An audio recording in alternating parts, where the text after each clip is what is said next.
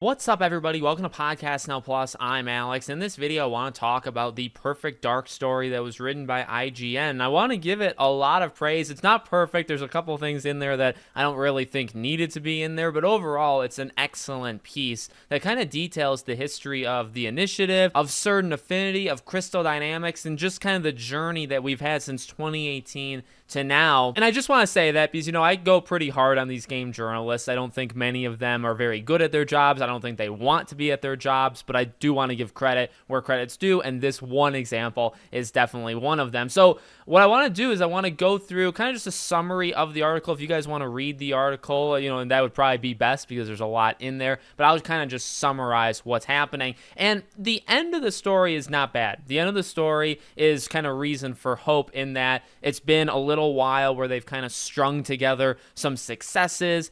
People have seen it. I think Matt Booty has seen it, and it's going pretty well. It's still not coming out for a while, but it definitely, when they say like it's coming out 2 to 3 years, that's what one of the employees that left, that's what they told IGN. They believe that the game is still 2 to 3 years from releasing. That doesn't sound all that bad when they also then say that the game is still in very early development. So maybe that's a little, because when I hear very early development, I hear like 4, 5, 6 years left for a game releasing. So maybe that's not the case, which would be good. But it also does show that there is still some issues, or there was still some issues, I guess, maybe in the ecosystem of Xbox. Now, it's not all that unique to Xbox. I feel like every game under the sun has these issues. I feel like every game in the modern age of the last 5, 6, 7 years have people coming in and out. Obviously, the pandemic was a big one, all sorts of stuff that happened that really has hurt these games. But to start the story, we have talk of kind of what the initiative actually was, and it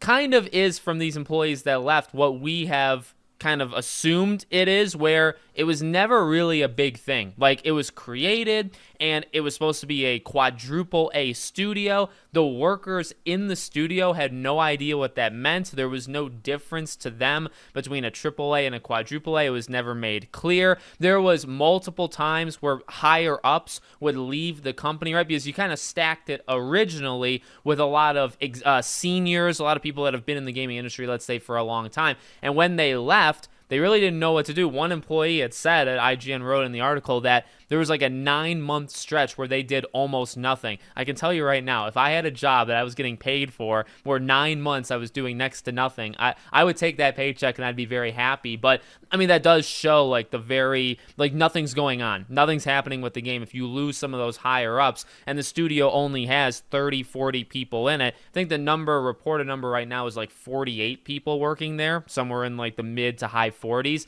When you lose like 5, 6, 7 people, you lose a pretty good amount, of the team, especially if they're the higher ups, the executives and whatnot. So obviously they needed a partner. They needed somebody that they were going to work with. And that was kind of the idea when they started the studio, that they would be kind of the creative minds, but they would work, co-develop, obviously, with somebody else. But it wouldn't be, outsourcing. It would be somebody that they can kind of bounce ideas back and forth with. And so Certain Affinity, right, kind of co-developers of Halo, and they're working on some stuff. It sounds like the Halo Battle Royale, they were the ones that kind of came up, and they didn't get along. Nothing really worked there. It sounds like that was a lot of years of just wasted time. Now, like the representatives of these companies and stuff, they talk it up and that everything was a success. The people that IGN talked to from Crystal Dynamics basically made it sound like the stuff that they received from those two, when Crystal Dynamics came into the picture, they had to kind of restart everything. So the game basically restarted in like 2021, and since then,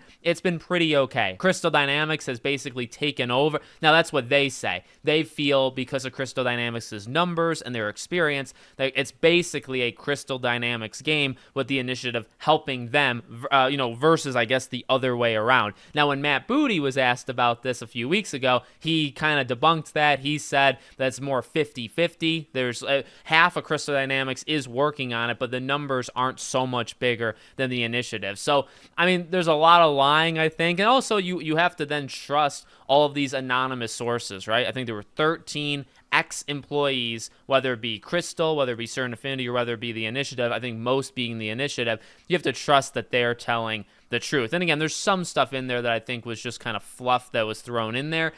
So you could take it or leave it at the end of the day. But it's a good article. It's honestly a good article. I want the best for this game. Again, the game, in terms of what it's pitched as right now, it sounds rather cool. First-person shooter, heavy focus on gadgets, heavy focus on the storytelling. They talked early on, like back when the studio was founded and they started to kind of pitch the idea of this game, that this game was going to be enormous. This game was going to be like Game of Thrones scale in terms of the universe, and they were making this out to be, this would be the first game of like a franchise. You could do spin-offs, you could do sequels, and you could make this world like a thing, which is quite the endeavor for a brand new studio that started, right? But even what it sounds like right now sounds cool. Also, the last talk that people were having from these employees that left is that the game could actually be episodic, that they were maybe even pitching an episodic format where it would release every so often. I like that idea. That idea sounds cool to me. So, look, I wish the best for it. I want it to come out.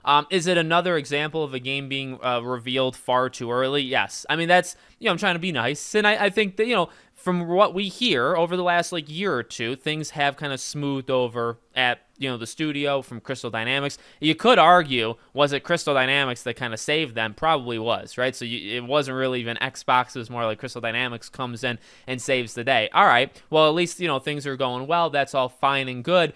It does show couple issues. Number one, before that, it wasn't looking good. Number two is, can we please, again, stop doing the early reveals? I think 2020 is when this game was revealed, and they even mentioned in the IGN article, the trailer, the cinematic, right, being all CG, it was actually outsourced. Like some other studio made it for them. So while you have another studio kind of crafting, what this thing is going to look like, the Initiative was still figuring out what the game would even be at that time. So it's like, all right, you did it way too early. You know what I mean? You started the studio in 2018. You can kind of forget about that, but you announced it in 2020. Here we are 3 years later. You got nothing. And ultimately, now, it wouldn't be the worst. It wouldn't be the worst thing in the world, because even if it releases in 3 more years, that's 6 years from when you announced it. You maybe would show it next year or the year after, so that's like 4 or 5 years after you announced it.